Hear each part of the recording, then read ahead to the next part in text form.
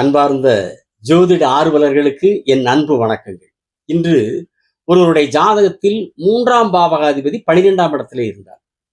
லக்னம் 1ஆம் இடம், அதற்கடுத்து 2, அதற்கடுத்து 3ஆம் பாவம். அந்த 3ஆம் பாவத்திற்குரிய கிரகம் 12ஆம் பாவத்திலே 4, 5, 6, 7, 8, 9, 10, 11 அது வரை பார்த்துட்டோம். 12ஆம் பாவத்திலே இருந்தால் என்ன பலன், என்ன நிலை என்பதை சுருக்கமாக பார்ப்போமா? முதல்ல அந்த 12ஆம் பாவகம் அந்த ஜாதகருக்கு, எந்த ஜாதகராக இருந்தால், ஆண் ஜாதகரோ பெண் ஜாதகரோ, என்ன காரகத்துவங்களை தன்மைகளை தரும்? 12 ராசி வீட்டுக்கும் 12 தன்மைகளும் காரகத்துவம் இருக்கு. 12க்கு விரயம், மோட்சம், மறுவறுப்பு, முதலீடு, சிறைவாசம், தோல்வி, ஊரை விட்டு வெளியேறுதல், வெளிநாட்டு யோகம், மருத்துவமனை, வட்டி கட்டுதல், உறுப்புகள் செயலிழத்தல், தூக்கம், நிம்மதி, திருமண தடை, திருமண பிரிவு, தோல்வியாதி, ஏமாற்றம். இதுல இந்த 1, 2 தவிர எல்லாமே மனுஷனுக்கு ஆகாது. இந்த வெளிநாட்டு யோகம், இந்த முதலீடை தவிர எல்லாமே மனிதனுக்கு ஆகாதது, வேண்டாதது. அதுல மறைவு ஸ்தானம், விரயஸ்தானம், இப்படி மனிதனுக்கு வேண்டாத ஒரு தன்மைகளை தரக்கூடிய மறைவு விரயஸ்தானத்தில் போய் மனிதனுக்கு வேண்டிய மிக மிக முக்கியமான அத்தியாவசியமான, கண்டிப்பா ஒரு மனிதனுக்கு அது இருக்கணுங்கிற சொல்ற அந்த செயலாற்றல், முயற்சி ஸ்தானமான 3ஆம் அதிபதியே மறைஞ்சிட்டா இந்த ஜாதகருடைய நிலையும் அமைப்பும் யோசிச்சு பாருங்க. எல்லாமே விரயம். முயற்சி எடுக்க மாட்டார், எடுத்தால் அது விரைய முயற்சியார்.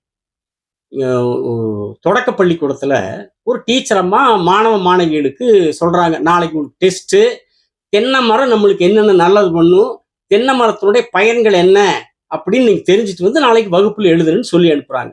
எல்லா மாணவ மாணவிகளும் போய் பெற்றோர்கிட்ட, அக்கம் பக்கத்தில் இருக்கிறவங்க கிட்ட, பெரியவங்க கிட்ட தென்னை மரம் நம்மளுக்கு என்னென்ன நன்மை பண்ணும், அதனுடைய பலன்கள் என்னன்னு கேட்டுட்டு அடுத்த நாள் கிளாஸ்ல வந்து எழுதுறாங்க. ஒரு மாணவன் மட்டும் போய் யார்கிட்ட எதையும் கேட்கல, தென்னை மரம் நொன்ன மரமாவது என்ன மரமோ போடா அப்படின்னு விட்டா. எதை பத்தி அவன் கவலையே படல. அது என்னமோ மரம்னு அதை பத்தி கேரே பண்ணல. போனா பள்ளிக்கூடத்துல இருந்து போனா, பேக் தூக்கி வீசினா, அங்கேயும் இங்கேயும் ஆடுனா ஓடுனா, சாப்பிட்டா தூங்குனா, காலையில் அவனை நம்பி போடா பள்ளிக்கூடத்துக்குன்னு அனுப்பிச்சி வச்சா. பள்ளிக்கூடத்துக்கு போனாங்க. இவங்க பள்ளிக்கூடத்தை பெற்றோர் அனுப்பிச்சி வச்சு பள்ளிக்கூடத்துக்கு போனா, போய் எல்லாரும் எழுதுனாங்க. இவனும் எழுதுறான். இவன் எதை பத்தியுமே கேட்கல, விசாரிக்கவே இல்லை. ஆனா இவனும் எழுதுறான். எல்லாரும் கொண்டு டிஷர்ட் கொடுத்தாங்க, இவனும் கொண்டு கொடுத்தான். வாங்கி பார்த்தா என்ன எழுதியிருக்கான்னு தெரியுங்களா? மாடு இருக்குதே மாடு, அதுக்கு 4 காலு, ஒரு வாலு, 2 கொம்பு. அந்த மாட்டை இந்த தென்னை மரத்துல கட்டுவாங்கன்னு எழுதிட்டான். டீச்சரு பரிசா கொடுப்பாங்க, மண்டையில 2 கொட்டுத்தானே வைப்பாங்க. இவன் எந்த முயற்சியும் போய் எடுக்கல, தென்னை மரத்தை தெரிஞ்சுக்கிற முயற்சி எடுக்கல. சரி எழுதுனானே அந்த முயற்சி வெட்டி முயற்சி, வீண் முயற்சி, கொட்டு வாங்குற முயற்சி. அந்த மாதிரி தான் 3ஆம் அதிபதி 12லே போய் இருந்தால் எடுக்கிற முயற்சி இது நடக்கும் என்கிற அந்த அந்த அமைப்பை நோக்கி அந்த முயற்சி இருக்காது. எது நடக்காதோ அதை நோக்கித்தான் அந்த முயற்சி இருக்கு. இது கிடைக்குமா கிடைக்காதா, நடக்குமா நடக்காதா, இது நம்மளுக்கு தேவையா இல்லையா, இது நம்மளுக்கு நம்ம முயற்சி பண்ணா இதை நம்ம அடைவோமா, அதை பத்தில இல்ல. அது எது முடியாது, எது கிடைக்காது, அதை நோக்கி முயற்சி பண்ணி கடுமையா போராடி அது கிடைக்காம முயற்சி வீண் முயற்சியா போகுது, வெட்டி முயற்சியா போகுது.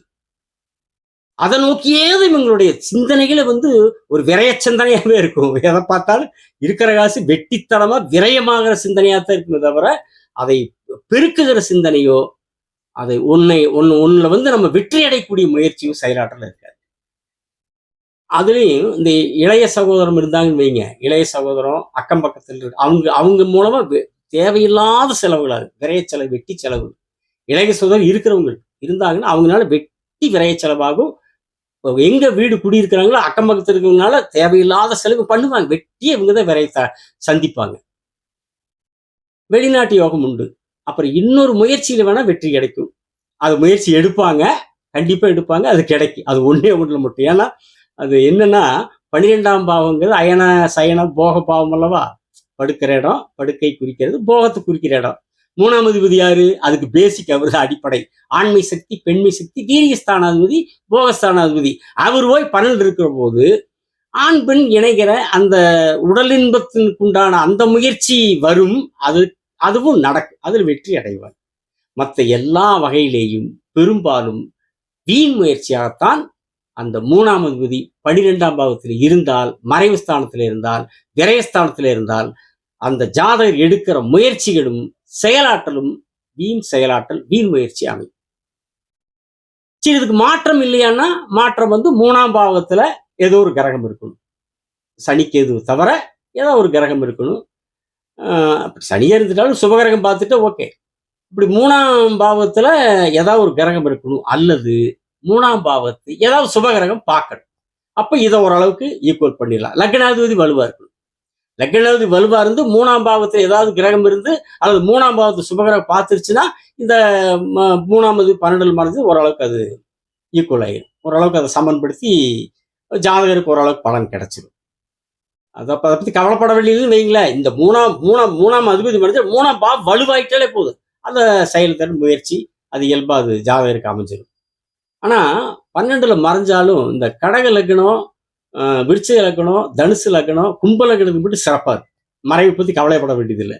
அது எப்படின்னா, கடக லக்னம் இருக்குது இல்லைங்களா, அதுக்கு 3ஆம் அதிபதி புதன், 12ஆம் இடம் மிதுனம். புதன் அங்க இருக்கும்போது ஆட்சி ஆயிடுறாரா 12ல, மறைவு இல்லை.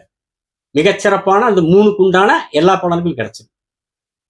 அப்புறம் தனுசு லக்னம், மகர லக்னம், 3ஆம் அதிபதி குரு. மகரத்துக்கு 3ஆம் அதிபதி குரு எங்க மறைகிறாரு? 12ல. யாரு? தனுசு. யாருடைய வீடு? குருவுடைய வீடு. குரு ஆட்சி ஆயிறாரா? இங்க புதன் ஆட்சி ஆயிறாரு 12ல. அங்க குரு மகர லக்னம் 12ல ஆட்சி ஆயிறாரு.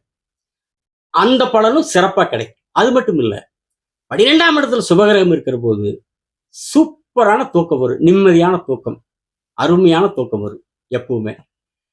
அந்த 3ஆம் அதிபதிக்கு உண்டான தரக்கூடிய அந்த பலன்கள், செயலாற்றல், முயற்சி, எந்த துறை, அந்த ஜாதக அமைப்புல அவங்க எந்த துறையில செயல்படுகிறார்களோ அந்த துறையில தேவைக்கு உண்டான முயற்சியும் செயலாற்றலும் அந்த வெற்றியும் அந்த குருவும் புதனும் கொடுத்துருவாங்க.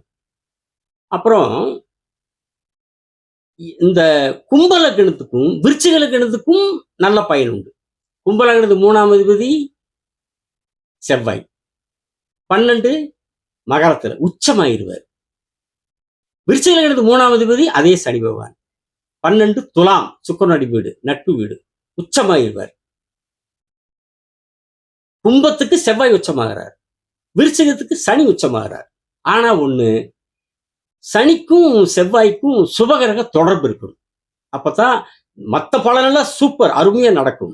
அதெல்லாம் எல்லாம் மிகச்சிறந்த உச்சம்ங்கிற போது நல்ல விடாமுயற்சி, தைரியம், செயலாற்றல், எதை ஒன்றை சாதிக்கிறது, வெற்றி நினைச்சா அதை போராடி ஜெயிச்சறது, வெற்றி அடைஞ்சிறது, இது எல்லாமே தன்னுடைய குறிக்கோள்ல வெற்றி அடையக்கூடிய அமைப்புகள் கிடைக்கும்.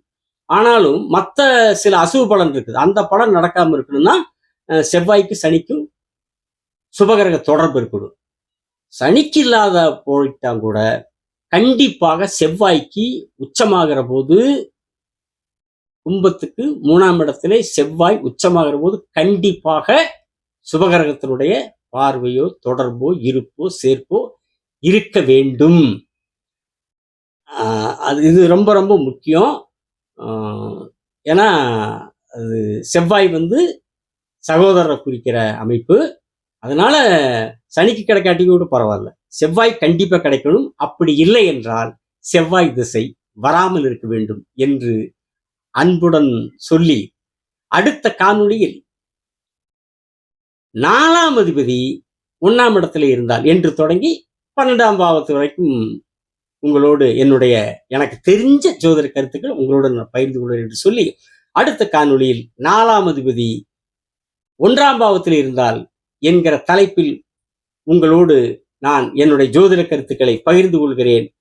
சப்ஸ்கிரைப் செய்தவர்களுக்கு நன்றி, செய்யாதவர்கள் செய்யுங்கள் என்று அன்புடன் கேட்டு விடைபெறுகிறேன். வணக்கம், நன்றி.